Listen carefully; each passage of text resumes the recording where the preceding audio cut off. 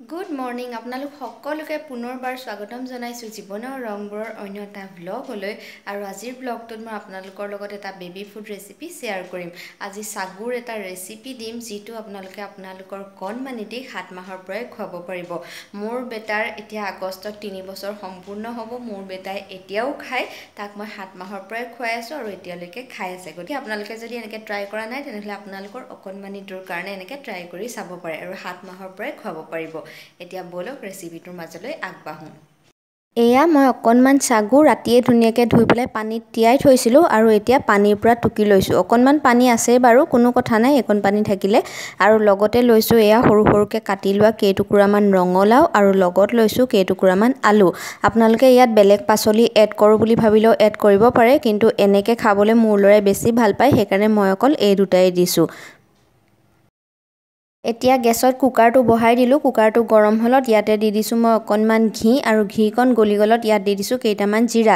আপোনালোকে যদি এবছৰৰ তলৰ বেবীৰ কাৰণে বনাই আছে তেনেহ'লে জিৰা ব্যৱহাৰ নকৰিব, অকল ঘি দিব।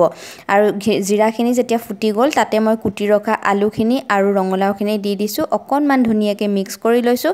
তাৰপাছত দিছোঁ অকণমান হালধি আৰু অকণমান নিমখ। যদি আপোনালোকে এবছৰৰ তলৰ শিশুৰ কাৰণে বনাই আছে তেনেহ'লে পাৰিলে নিমখটো নিদিয়াকৈ বনাব, কিন্তু যিহেতু নিমখটো নিদিলে একেবাৰে একো সোৱাদ নাপায়, বেবীয়ে খাবলৈ ইচ্ছা নকৰে, তেনেকুৱা ক্ষেত্ৰত আপোনালোকে নামমাত্ৰ নিমখ, একদমেই নামমাত্ৰ নিমখ আপোনালোকে দিব পাৰিব।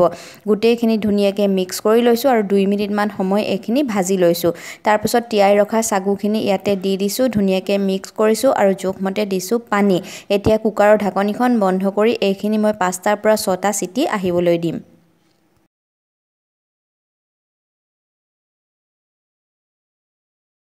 আৰু এয়া দেখিছেনে 6টামান চিটি দিয়াৰ পাছত গোটেইখিনি ধুনীয়াকৈ সিজি গ'ল। আৰু যদি আপোনালোকে এবছৰ তলৰ শিশুৰ কাৰণে বনাই আছে তেনেহ'লে এনেকুৱা ধৰণেৰে চামুচেৰে বা যদি মেচাৰ আছে মেচাৰৰ সহায়ত আলু আৰু ৰঙালাওখিনি ধুনীয়াকৈ ভাঙি পেলাই পূৰা গুড়ি কৰা নিচিনা কৰি দিব, নহ'লে যিহেতু তাহাঁতৰ ডিঙিত লাগি ধৰিব পাৰে।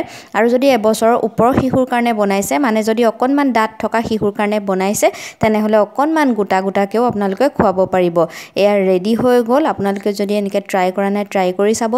আশা কৰোঁ ৰেচিপিটো চাই আপোনালোকৰ ভাল লাগিলে। আকৌ লগ পাম অন্য এটা ভিডিঅ'ত। আজিলৈ আহোঁ, ধন্যবাদ।